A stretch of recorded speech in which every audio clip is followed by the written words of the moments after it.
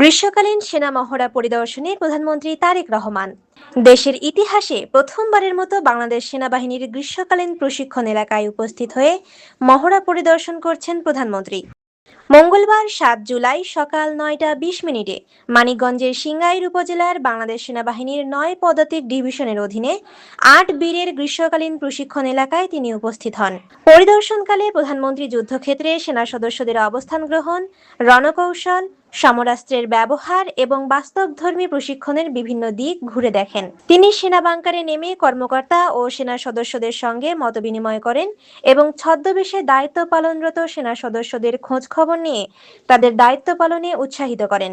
এক পর্যায়ে প্রধানমন্ত্রী মহড়ায় অংশগ্রহণকারী সেনা সদস্যদের সঙ্গে তাৎক্ষণিক রান্না করা খাবার গ্রহণ ও চা পান করেন। পরে ফার্ম বেস পরিদর্শন করে জেনারেল অফিসার কমান্ডিং ও ইউনিটের কমান্ডিং অফিসারের কাছ থেকে প্রশিক্ষণ কার্যক্রম ও কৌশলগত প্রস্তুতি সম্পর্কে অবহিত হন। এ সময় প্রধানমন্ত্রীর প্রতিরক্ষা উপদেষ্টা ব্রিগেডিয়ার জেনারেল, বাংলাদেশ সেনাবাহিনীর প্রধান, প্রধানমন্ত্রীর সামরিক সচিব সহ বাংলাদেশ সেনাবাহিনীর ঊর্ধ্বতন কর্মকর্তারা উপস্থিত ছিলেন।